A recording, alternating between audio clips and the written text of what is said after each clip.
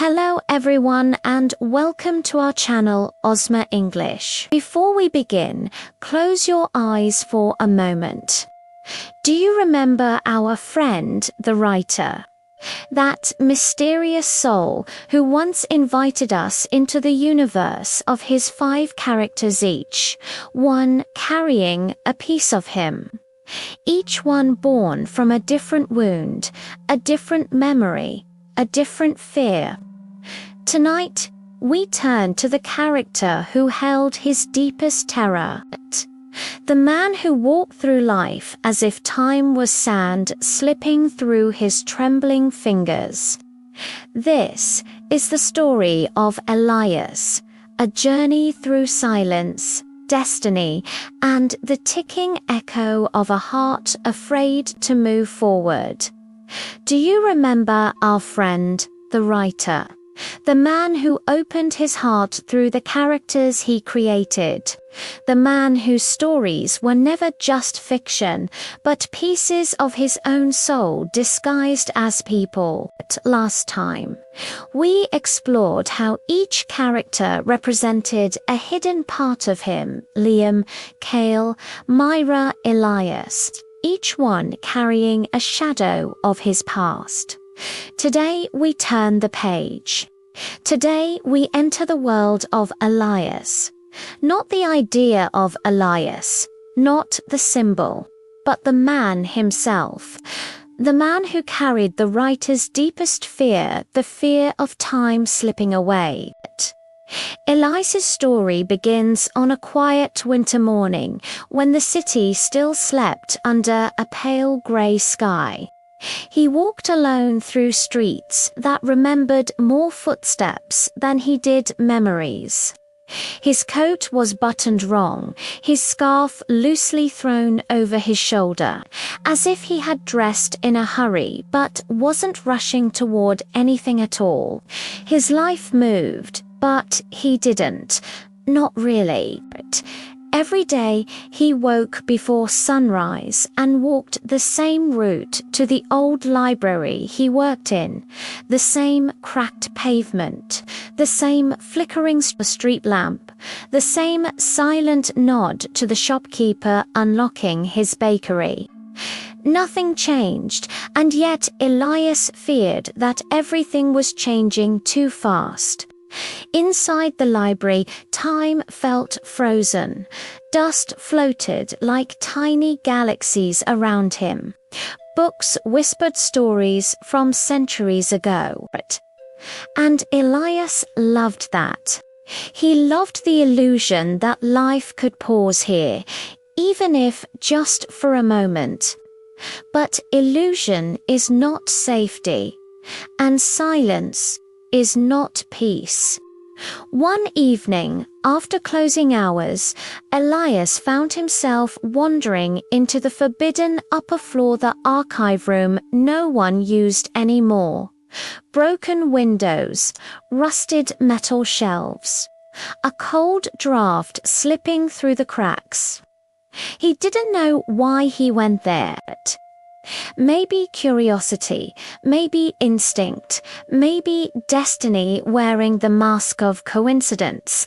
And then he saw it, a wooden box sitting alone on a desk, illuminated by the dying sunset. Inside, a pocket watch hold, golden, engraved with delicate patterns that time itself had tried to erase.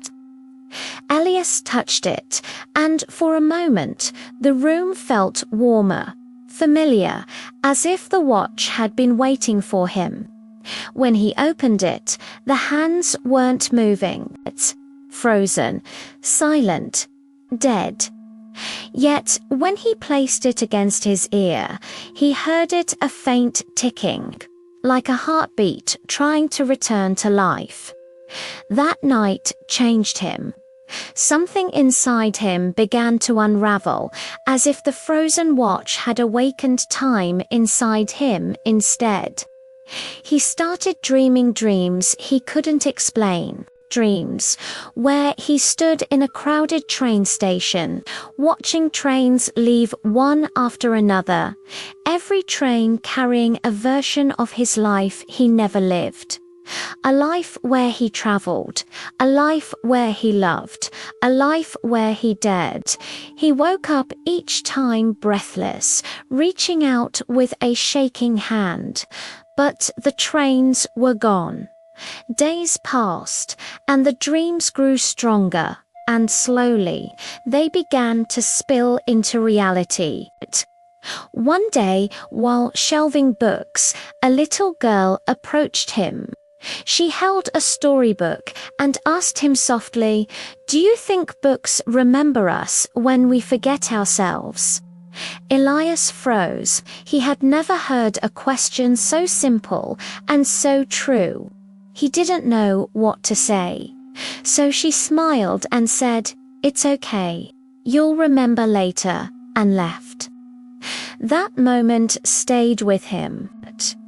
A stranger who knew nothing about him had spoken directly to the emptiness he tried so hard to ignore. Later that week, he met an old man in the library garden, sketching birds with trembling hands. The man noticed Elias watching and said, "Young people think time is the enemy, but the real enemy is hesitation." These weren't coincidences anymore. Life was pulling him, shaking him, calling him. One rainy night, Elias sat in his apartment, staring at the frozen pocket watch.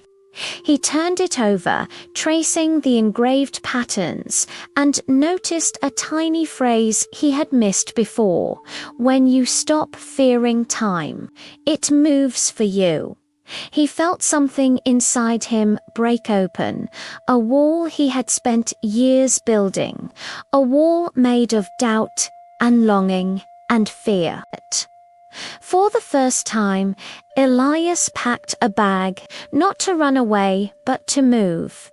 He left the library. He walked to the train station, the same station from his dreams. And when the train doors opened, he didn't hesitate. He stepped inside. The world outside the window blurred into streaks of light. For once, time wasn't something slipping away. It was something carrying him forward. He visited towns he had only seen in books. He spoke to strangers with stories older than their wrinkles. He watched sunsets from hills he didn't know existed, and with every step, with every mile, he felt lighter, freer, more alive. Until one day, while standing on a quiet pier at dawn, Elias pulled out the pocket watch. He opened it gently.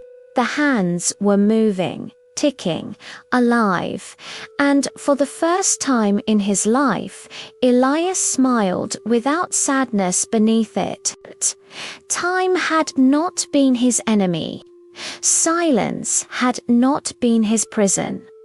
Fear had been the lock, and courage was the key. And maybe, just maybe, that was exactly what the writer wanted his character to learn. Because Elias was never just a story. He was the writer's way of healing himself. And now he had finally healed. And as Elias continued walking down that long pier, disappearing into the morning light, we knew his story wasn't ending. It was beginning. And that was the story of Elias, the man born from fear who learned to live beyond it. A character who wasn't he just ink on paper, but a mirror held up to the writer's heart, and maybe to our own. If you've reached this far, tell me, what part of Elias's journey touched you the most? Have you ever felt like time was slipping away from you? And if you could step onto a train toward a new beginning, where would you go? Share your thoughts in the comments. I read every single one. Thank you for being here. And until the next story, stay curious, stay brave, and never stop turning the pages of your own life.